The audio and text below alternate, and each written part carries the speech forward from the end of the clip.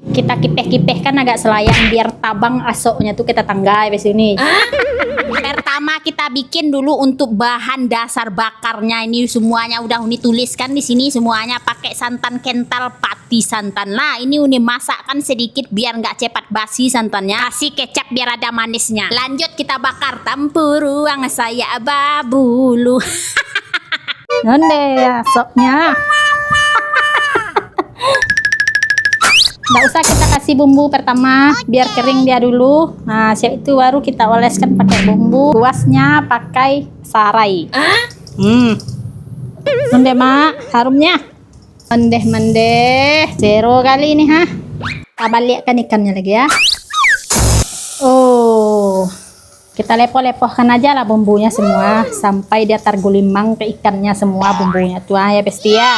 Kita kipeh-kipeh kan agak selayang biar tabang asoknya tuh kita tanggai di sini. Jadi litak pula parik tetangga membaun kan ya.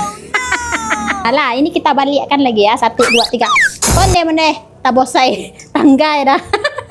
Ini udah masak enak ini nih. Mantap. Lepohkan 2 sampai 3 kali.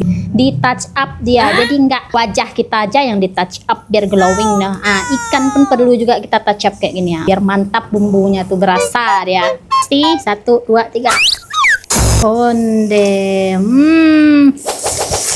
Mah hebat baunya. Hati-hati kita mencungke-cungkianya besi ini nanti tak kelubiak kulitnya nih jelek pula ikan bakar kita. Salah nih harus kita balikkan dulu.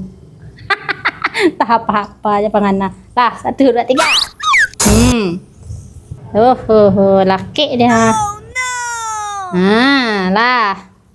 Ini bonusnya Uni sekalian bakar terong. Nah ini sedap kali ini besti Uni. Kita lepohkan juga bumbunya nih biar mantap rasanya. Apa lagi? Nggak bisa disebut lagi dah.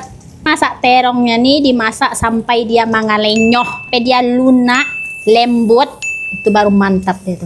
Tadi terongnya nih udah Uni rendam pakai air garam. Nah inilah dia penampakan terong bakar takapi Uni. Setelah masak terong Uni. Mantap.